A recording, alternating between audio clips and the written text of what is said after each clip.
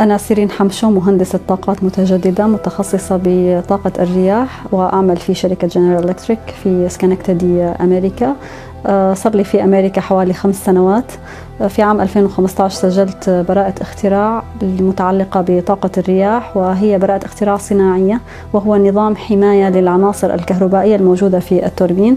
في سكنكتدي في مقر الشركة التي أعمل فيها، هي الشركة التي أسسها العالم توماس أديسون، وطبعا يعني هذا أمر وتجربة فريدة جدا أن أعمل حتى في نفس المكتب الذي مكتب توماس أديسون، يعني الذي اخترع منه المصباح الكهربائي المشع والفونوغراف وأكثر من 1000 اختراع. وطبعا يعني مجال العمل هو مجال جدا مريح، كوني مسلمة عربية محجبة سورية أيضا في هذه الحقبة التي نمر بها، هو أمر جدا مميز ويشعر بالفخر أحيانا، خاصة أنه يعني يندر وجود النساء اللواتي يعملن في مجال هندسة الكهرباء تحديدا. الأمر يعني أسهل ما يعني في عملي كامرأة. أنا درست شريعة ودرست هندسة، فكيف أوفق بينهما؟ الأمر أنني بدأت بدراسة الأمرين وأنا صغيرة.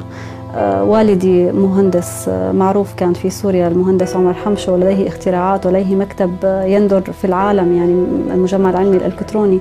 فطبعا أنا لما كبرت في هذا المجتمع هذا رغبني كثيرا أن أدخل في المجال العلمي، في مجال الهندسة تحديدا.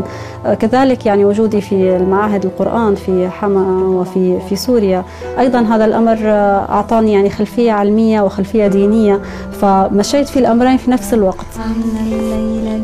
وأنا حاليا يعني أجهز لبرنامج تلفزيوني يعنى في المسلمين في أمريكا وفي الفكر الديني والمرأة والإسلام. طبعا في كثير تحديات نحن كأسرة عربية مسلمة تعيش في أمريكا. أحد هذه التحديات وأهمها هي تحدي اللغة العربية.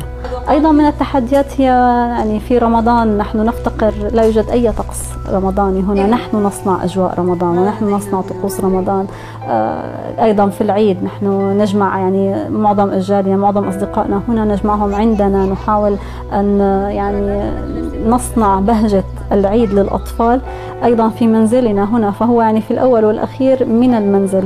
نحن ننشئ جيل مسلم أمريكي بأصول عربية يعيش هنا ويفتخر بثقافته ويفتخر بهويته الإسلامية بدون أن يخجل أنه مسلم أو أنه عربي.